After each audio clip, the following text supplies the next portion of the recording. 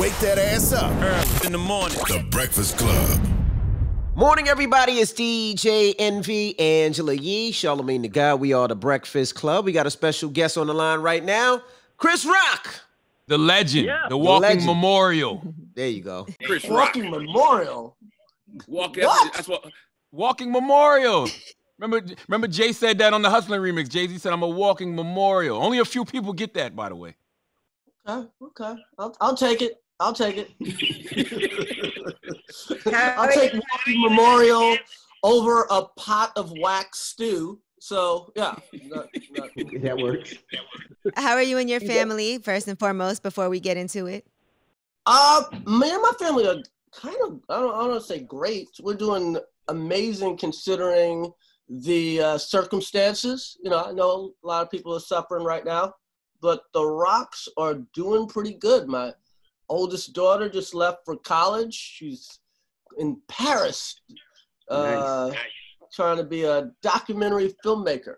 So I'm very proud. Yeah. How often do you speak with her? Because I know you must speak with her a lot. Right now, yeah, she kind of calls me every day right now, but I know that's gonna stop any moment. I know this too will pass, and it's good. It will pass.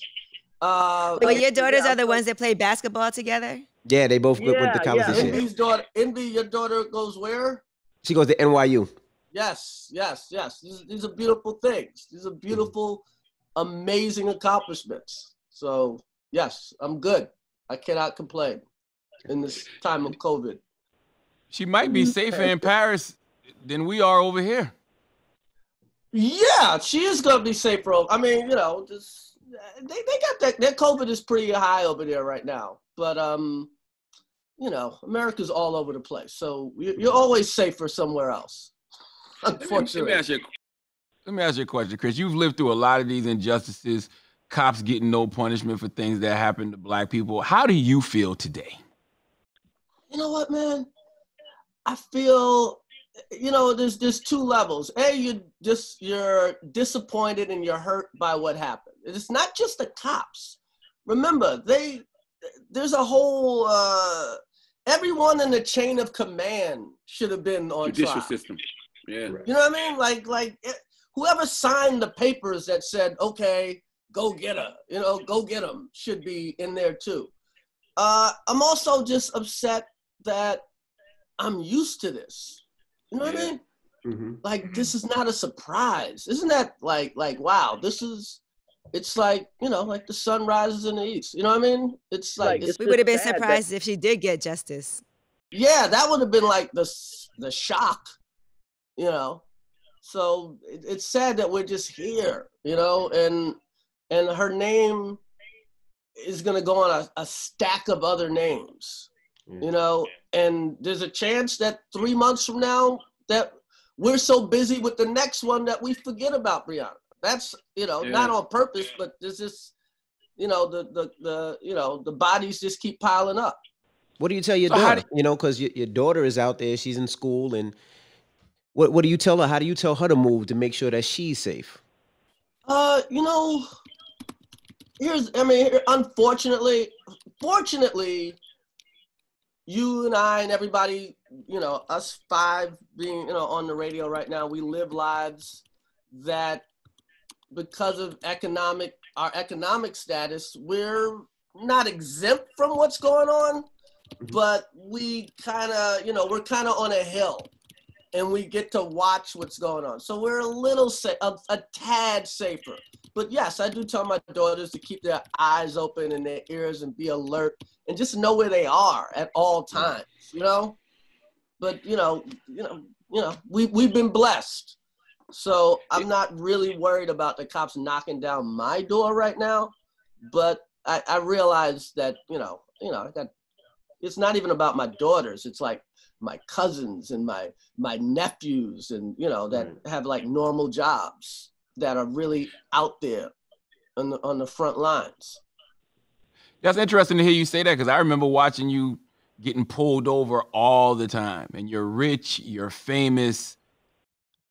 How have you ever felt free in this country? You can't possibly feel exempt. No, I don't feel like, I wouldn't say exempt, but I do, you know, like when you punch my name up, even if you don't recognize me, as soon as you punch me, somebody says something.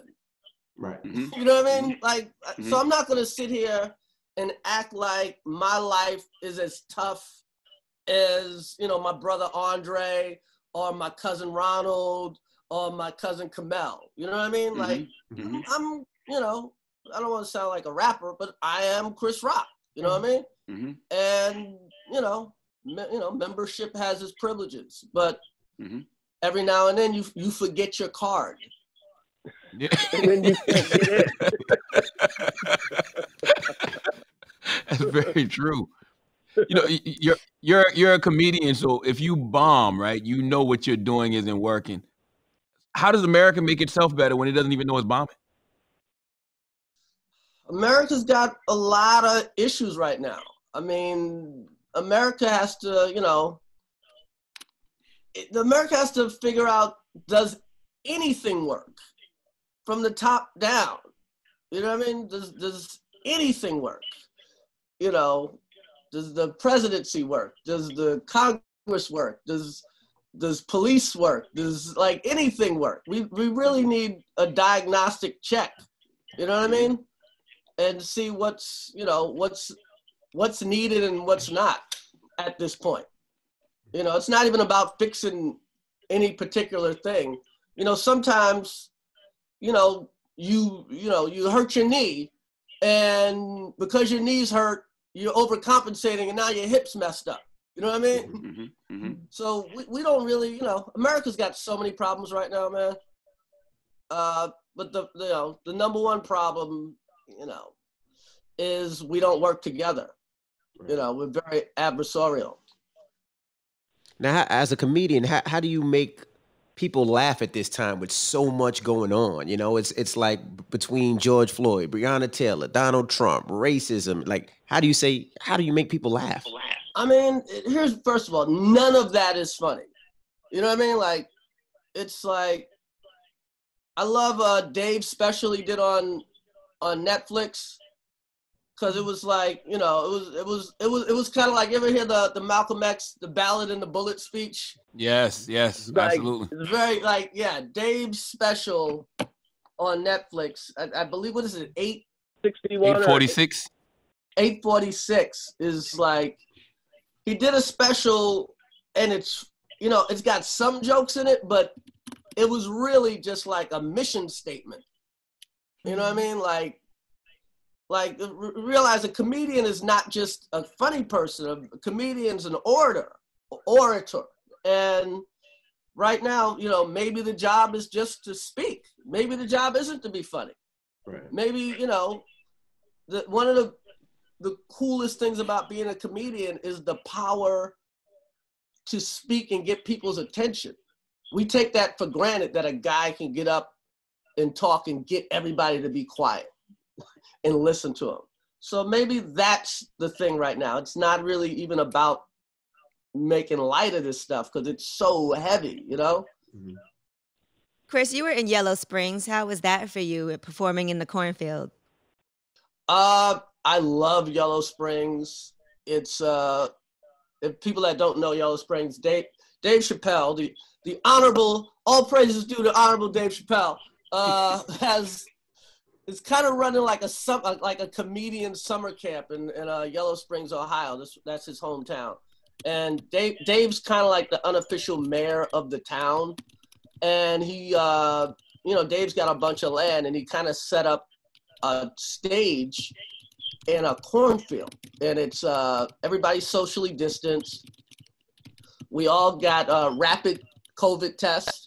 So you land, your plane lands, you get off the plane, you get tested, you wait your 15 minutes or 20 minutes, however long it takes. And once you get your negative test, then they give you a wristband. Were you nervous while you were waiting for your results? Were you nervous? I've been pretty separated. I haven't been, in the clubs, in the underground clubs. the flight, traveling. No, I got my own plane. Yeah, we wasn't. He wasn't. He didn't fly. He didn't get there the same way you got there. You took commercial. He was on his own plane. I went out there twice also to Yellow Springs, and I was so nervous waiting those 15 minutes. I was like, man, I don't know. What if coming over here? Y'all weren't on the same flight. Don't worry about it. If you Yeah, want we to, go again, hit me up. You can get on my plane. We'll go. It's all good. You're more than welcome. But yeah, it's nice to be in an atmosphere where you know everyone's tested, and you know it's Dave, so the weeds are plenty, and weeds are plenty, and mushrooms are plenty, and you know we go out. I didn't know we could talk about that. I mean, you know, you guys can. Yeah, I think that's, you know, the guy made the half baked, so you know. Right, the mushrooms. Did you do the mushroom tea? I did the mushroom tea, and yeah, I just woke up 5 minutes ago. I can't even believe I made it here. Did you see anything about yourself that you didn't? The mushroom tea is so potent. I think I'm on The View right now. So that's how potent. I'm Whoopi. It's like, yeah, you're Whoopi. Envy's Joy Behar. No, Envy's Megan McCain, definitely. I'm not no damn Megan McCain. Did you see anything? Did you see anything? Did the tea show you anything about life that you hadn't seen before? You know what, man? What I'm looking at this time, it is like, one thing about COVID and quarantine and all this stuff, it's like you really assess your moves right now. You know what I mean? Like, this is halftime. And it's like, you know what I mean? And first of all, great teams, great coaches make adjustments at halftime. That's right. The greats make adjustments. And the whack keep playing the way they were playing. So right now, I'm making adjustments in my life, making adjustments in my mental health. I'm making adjustments in my physical health. I'm trying, you know, I call this the 3 pigs part of life. Remember the 3 pigs? Yeah, you have to really figure out 3 little pigs part of life. What kind of house have you made, Charlamagne? If you make it, is your life of sticks? Is it a straw? Is it a straw or bricks? That's real. But you don't know that until something happens, though. America thought it was a brick house. That's right. So yeah, did you make a brick house? And I tell you right now, I'm getting calls. Some of my friends have brick houses, but some of my friends' houses are made of straw. And I'm getting calls from famous people trying to sell me their cars. Wow. And like people we know that like get ready to lose their houses. Like people that have been on the Breakfast Club that like, yo, the houses are falling.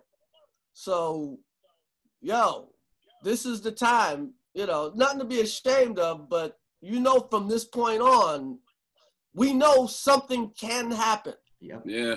And we should like live our lives accordingly. Well, with that said, is there any of those people that you want to be the big bad wolf to? Because they fucked you over in the past? Blow the house down? I'm not blowing nobody's house down. I wish everybody well.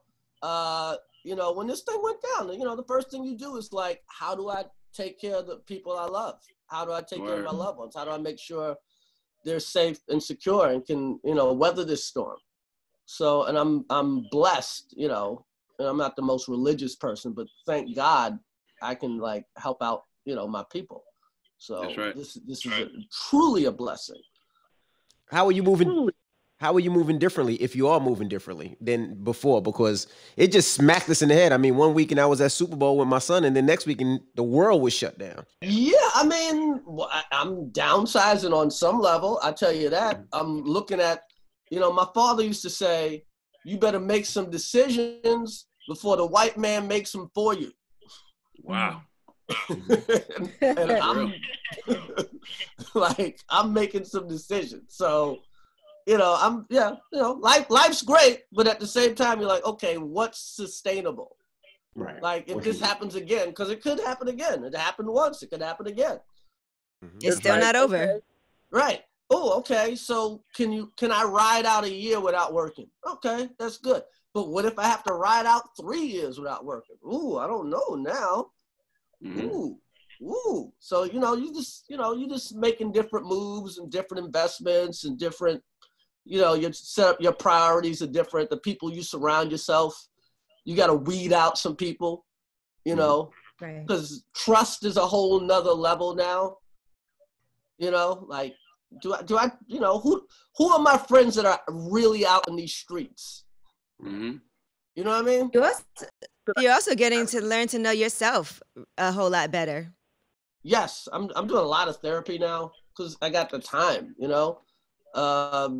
working on my, just go to my shrinks and go to my trainers and, just working on myself a lot. But yeah, definitely assessing who's in my life, and I got a lot. I actually know a bunch of people that have gotten COVID. I know like 7 people that got COVID. I know about 4 people that died of COVID. Wow. And most of them run these streets, So, you gotta be very careful about who's in your life because this COVID's real. Mhm. Like, you could imagine not being able to taste food for 6 months or something. Right. Not like nothing you taste, you had no taste to it. You smell nothing. This like it's for real. But for some essential workers and healthcare workers and people that still have to be on the front lines, I think it's harder for them to be able to avoid being out here too. Yes. Yeah. I'm not talking about them. I'm talking about, my friends that go to the underground club and go to, you know what I mean? It's like, yeah, my man got a bar going on in his basement. It's like, yo, what are you doing, money? What are you doing? Don't you have a mother? What's going on?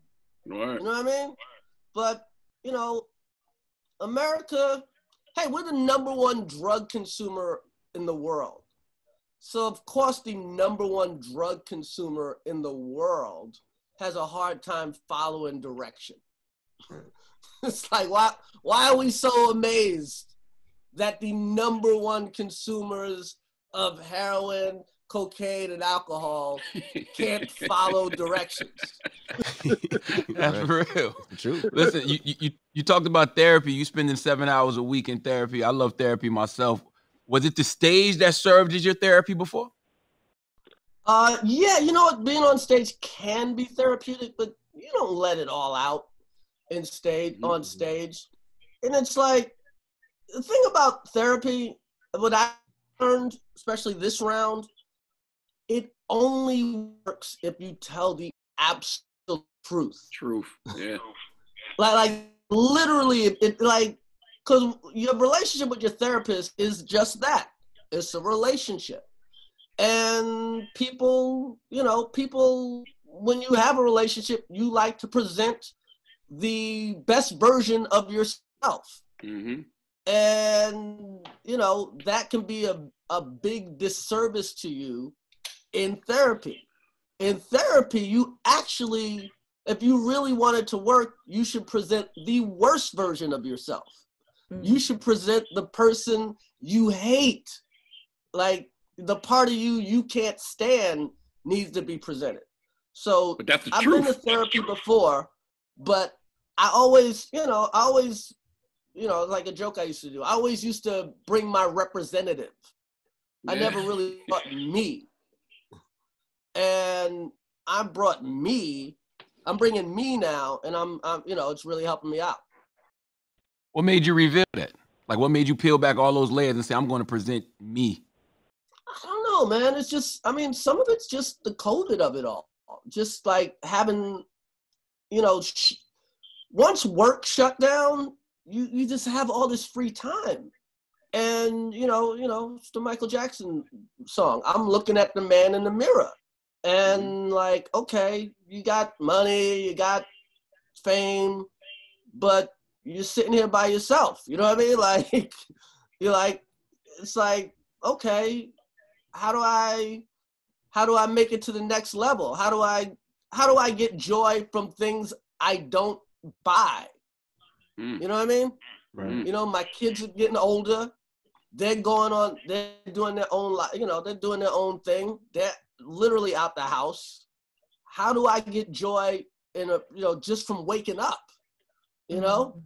So, you know, I gotta look inside. I gotta look deep inside. And, you know, I gotta like hold myself accountable for, you know, things in the past. You said that you had been diagnosed with this nonverbal learning disorder. So how does that affect your everyday life and what can you do about it?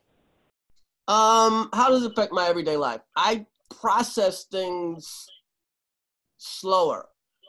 I don't pick up on hints. You know what I mean? Like, I process it. Line for me is I have a hard time with social cues. So when we talk, all I pick up are the words. So if you were angry with me or just perturbed with me, or even if you were into me and you were like trying to, you know, whatever, have sex or whatever, I wouldn't pick up on it. You'd have to literally say it to me. You know what I mean? I would pick up on it like a week later. Like, hey, I think Angela was really into me. Like that's how my mind works. I have a hard time. I'm one of these guys, I can't do anything technical. Like all this, like I can't. Yes, somebody had to put up the volume, turn on the volume for you. We would like turn Yeah, like it just takes me a minute. But I used to not realize, I used to just think I was old or I was slow. But now I'm realizing, oh, okay. And I'm getting better. Like I can work my Bluetooth now. I can, you know what I mean? How did you realize? But when did you realize what it was, or what the problem was? You know what's weird? A friend of mine jokingly, like, said I had Asperger's, and I was like, "Really?" He said, "I think you might have Asperger's," and it's weird. Just said to myself, "Okay, I'm gonna get tested," because I had another relative with Asperger's, right? And I got tested and the doctor was like, no, you don't have Asperger's, but what you have is right next to it.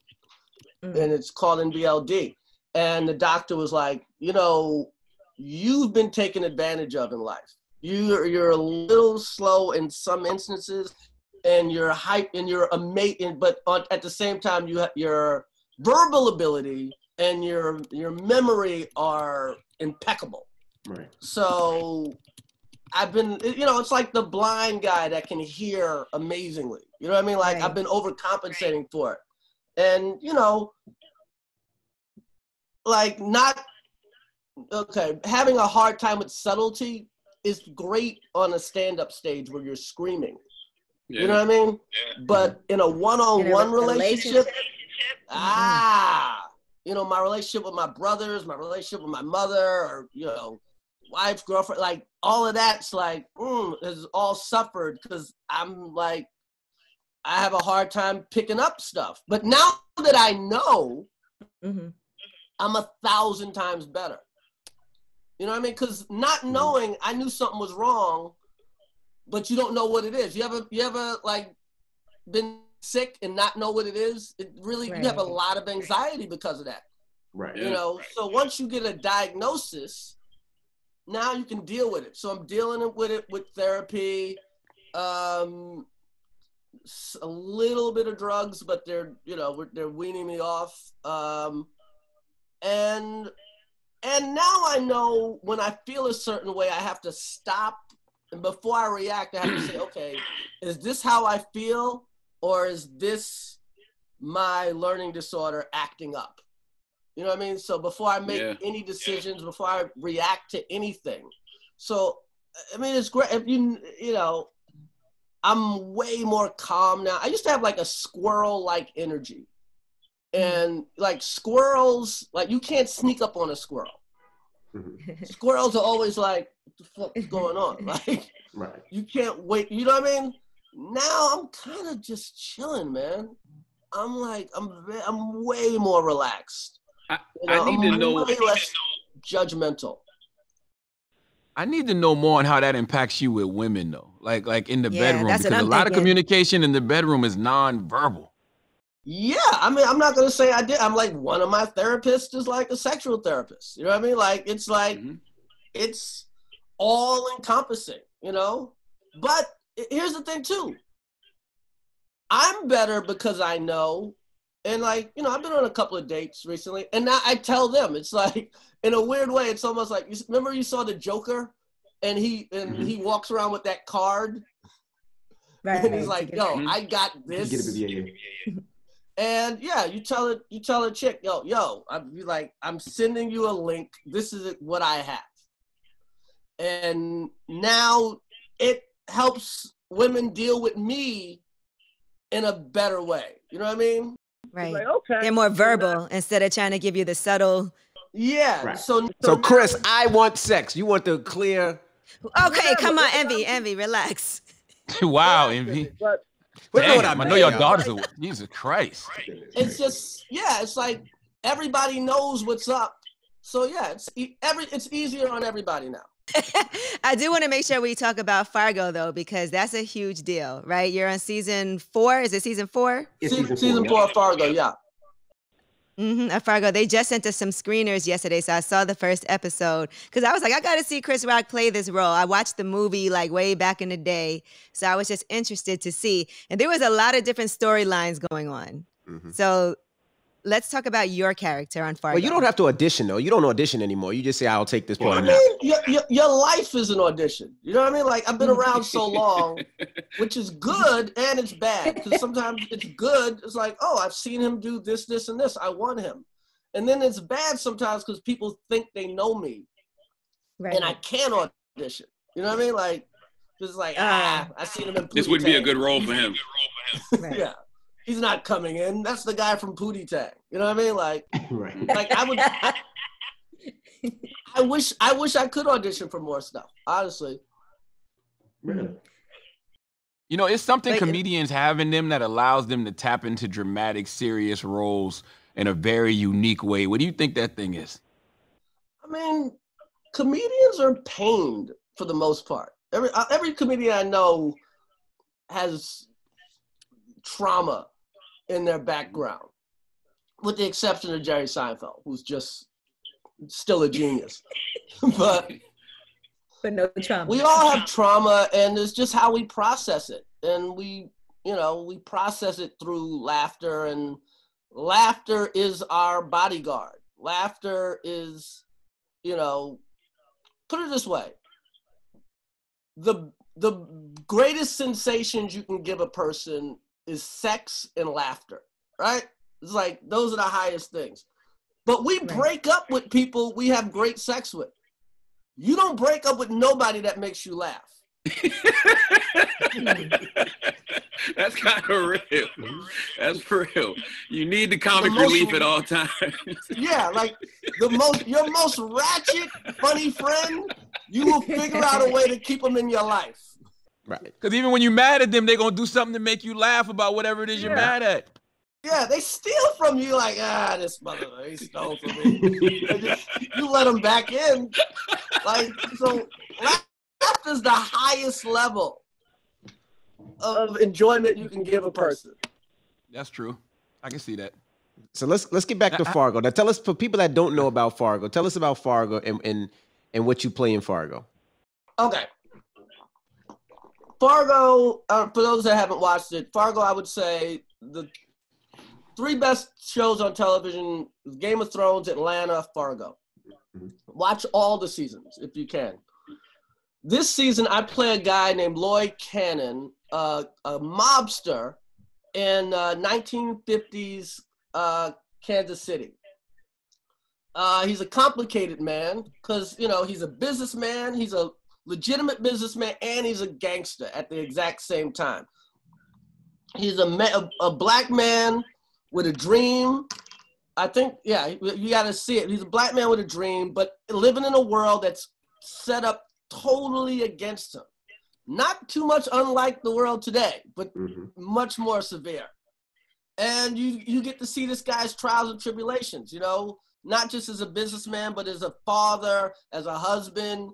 And, it's very, there's a Tony Soprano element to it. You know what I mean? Like we think of Tony Soprano as a gangster, but at the same time, it's like the family drama was just as much, if not more, than the actual gangster drama. Yeah, it's filmed beautifully, and there's so many things like I said, I just watched the first episode, so I don't know what's going on because I saw your son, and then I was like, why is his son not living with him? Why are these random people? So I know there's a lot I'm gonna have to watch to make everything kind of tie together. You have to watch the whole series, I'm sure. Angela, I think you got nonverbal learning disorder. You just like me. You gotta watch it 3 times to understand it. It's okay. Like they're training kids.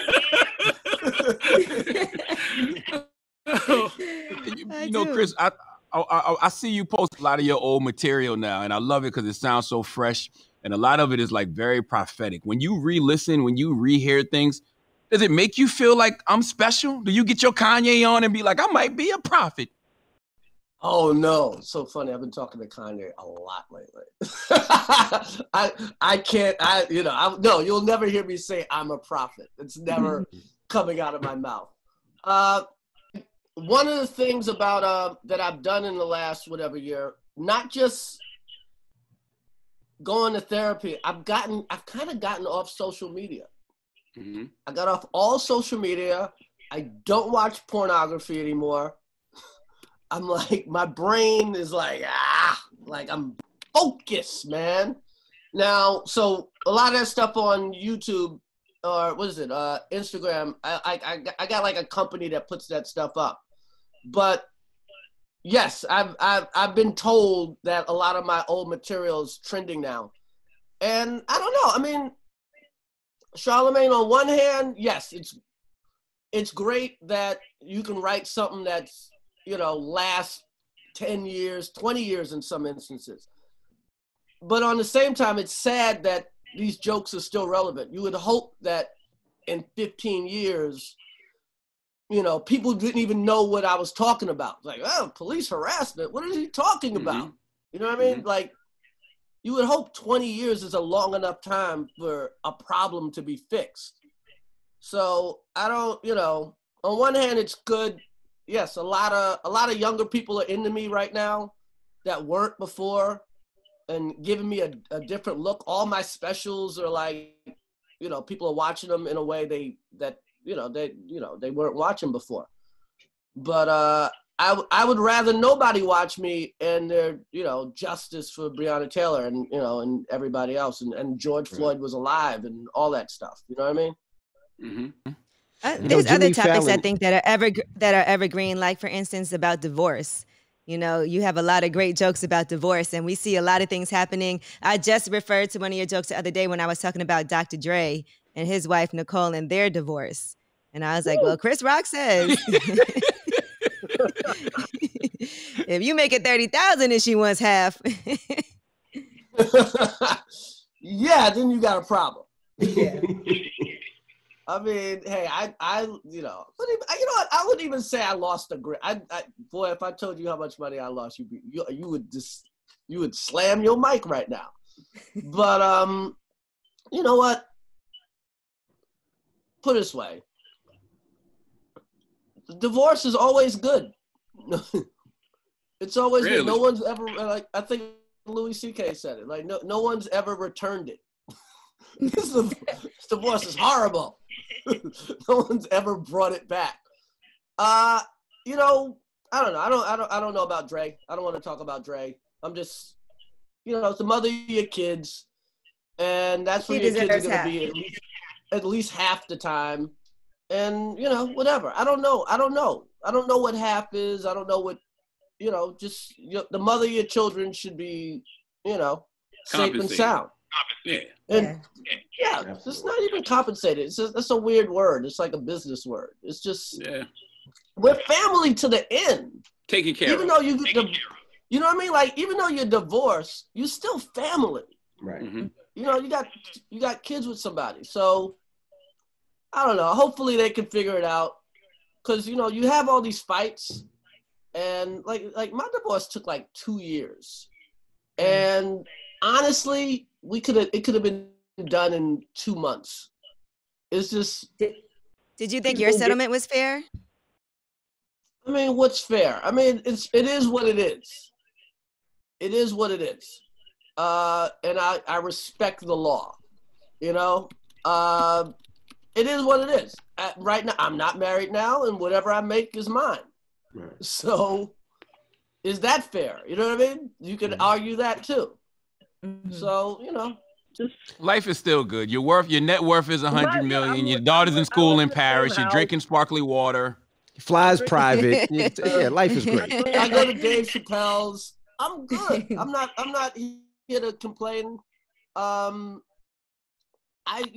ex-wife's cool. We talk all the time. My kids go back and forth. Our houses are like 5 minutes apart. Mm-hmm. It's all good. I wish Dre nothing but the best, and they'll figure it out.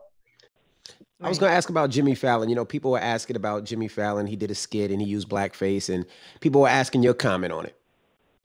I mean, here's the thing. That sketch is 20 years ago. Mm-hmm. Are people really asking me to judge a man for something he did 20 years ago? Like, really? Like who amongst us hasn't done something 20 years ago? And you guys are on the radio. You said things 20 years ago you would never say today. Let's not talk about it, Chris. Don't go having them digging up our shit. All right? Yeah, come on. Why would you even do that? Why you putting it on us, Chris? Like you would never. 20 years ago. Exactly. So, I mean, we got to stop, like,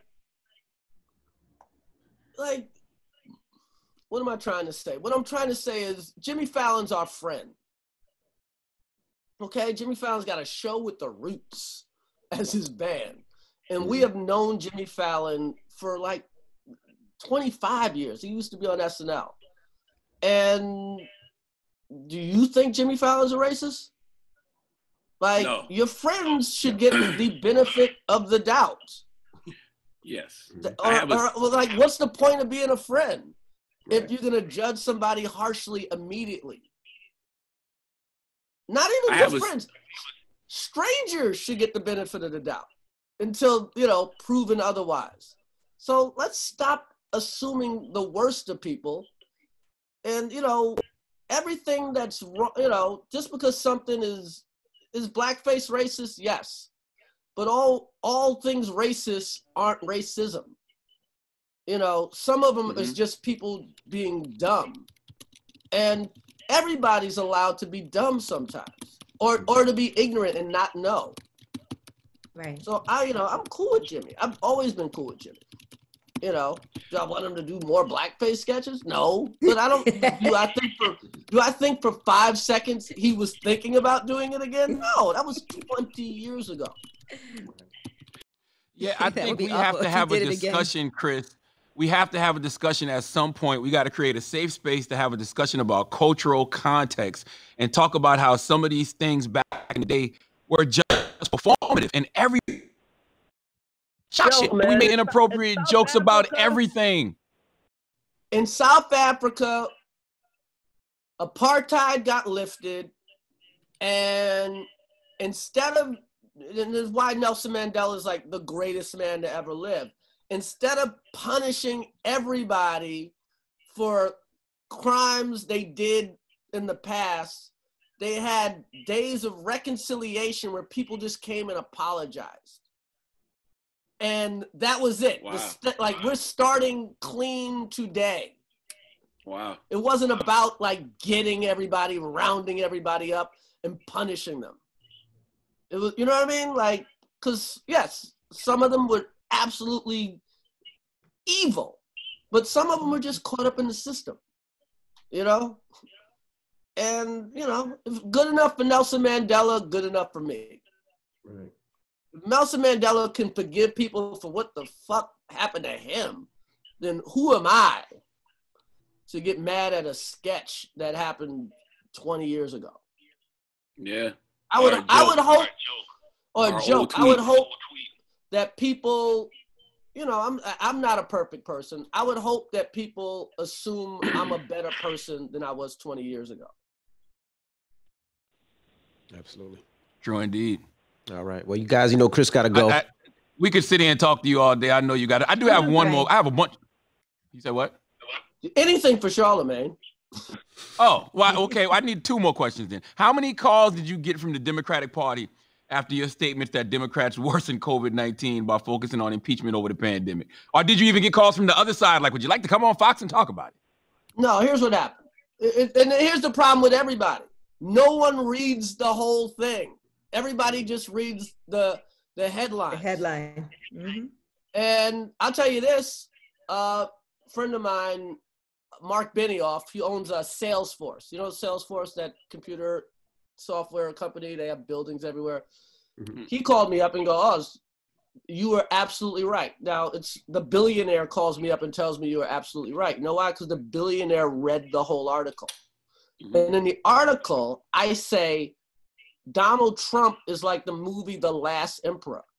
He's a 5-year-old running the country. Okay? Now, if you think a 5-year-old is running the country, then you have a responsibility. If you think a 5-year-old is running the ship, you have a responsibility to actually look for the icebergs. Now, that's what I really meant to say. So if Nancy Pelosi and the Democrats believe Donald Trump is competent and they just disagree with his policies, then everything I said was wrong. And I apologize. But if you believe Donald Trump is totally incompetent, immoral individual who shouldn't be president and is unqualified to do this job, then yes, it is your job to not get caught up in emotion and to actually look for the icebergs that are coming towards America. Yeah, yeah. Because there is a responsibility to being the smarter person. There is more responsibility. It's not fair, but that's the way it is. So that's what I said. Now, I'm sure somebody's going to quote this out of context. So, Charlamagne, do you agree with that? I agree with that 100%. Mm-hmm. But I actually read the article, though. Yes, that's what I said. Yes, because Nancy and the Democrats are the smarter people, mm-hmm. Yes, it was a waste of time to go for this impeachment that wasn't going to happen. This ship, America is a ship, and it is your mm-hmm. job as the smarter people to look for the icebergs. Yes, of course, Donald Trump is totally incompetent. Yes. Mm-hmm. People were so upset when they weren't trying to impeach him. Everybody's like, you have to impeach him. Why are you so scared to impeach him? Why haven't we started these proceedings? And then they do, and then people are like, why did we waste our time? It's just so hard to know what's the right thing to do. This ain't about emotion. This is, mm-hmm. This is chess. This is not checkers. Right. You know what I mean? And by the way, you don't capture a criminal by telling him that you're after him every day. You capture a criminal by parking a white van outside of his house and letting him get away with a bunch of crimes until he is so confident that you have built up a case that is undisputable. That's how you get criminals. Calm the fuck down. Yeah, when I read it, I knew what you were saying. I just think we take Trump off the hook a little bit because he is president. But then again, he's also the executive producer of Celebrity Apprentice. So it's sort of like we should have expected the fucking plane to crash. Yeah, the thing about Trump is he's very consistent. He's done not one thing he didn't say he was going to do. Mm-hmm. And people like consistency. You know what I mean? Like, again, it's like, your friends, just the people you deal with in your life. You'll keep a consistent asshole in your life longer than someone that's wishy-washy. Right. that you Your can't tell expectations are them, low. Right. that you don't know who they are from day to day. But a guy that's consistently the same, you can figure it out. Oh, you mean consistently the same? Because he hasn't kept any campaign promises. You just mean consistently an asshole. You know what his moves are going to He's be. consistent. He is who he is. You knew when Breonna Taylor's, the police officers that killed her, got off the hook, you knew he wasn't going to say condolences to the family. You knew he was going to be on the side of the officers. And He hasn't surprised you once. He hasn't surprised you once. So, yes, it is. I'm a Democrat. I'm for Biden. I'm all, you know what I mean? I'm all in. Mm-hmm. But as the smarter people, you have more responsibility. It's the Marvel thing. With great power comes responsibility. That's where the checks and balances come in. I agree. I mean, the pandemic's not the Democrats' fault, but you can't do two things at once. Gotcha. well, You said folks give Adam Sandler the benefit of the doubt when it comes to weird roles, and you want that for yourself. What did you mean by that, Chris? Because some people would say, Chris, I think Adam Sandler was robbed. I mean, I thought Joaquin was great in The Joker, but man, how did Adam Sandler not get nominated for Uncut Gems? That is, all this role stuff, whatever. That's literally my best friend. I love him like a brother, and he was robbed for Uncut Gems. That was a good movie. Great movie. you're working on a new movie. You're working on a new movie with him, right? Yeah, it's weird. It's like all this therapy and all this stuff was like I got my brain back. Like I was having a hard time concentrating. But now I'm just writing a lot lately. So I wrote the script about a year ago for me, Adam, and Dave. And it looks like because there's no touring, it looks like it's closer to happening. Right. That's dope. Wow. Well, check out the new season of Fargo. It premieres on the 27th of September, and we appreciate you for joining us, Chris. Yes, Anytime. and for inspiring to learn how to swim, because I don't know how to swim, but I love the fact that you went out there. Angela, come over. I'm telling you, I got a guy. He'll hook you up. Not know how to swim. It's embarrassing. To 3 weeks. Your whole life will change. How you do everything will change. One last question is quick. In terms of opportunity, is it better to be black now in entertainment or in the 90s? Or in the 90s? The beauty of being black is the future's always better. That's the beauty. It's always better. Tomorrow's always better. Mm-hmm. There are no good old days. Maybe musically, but other than that, musically, right?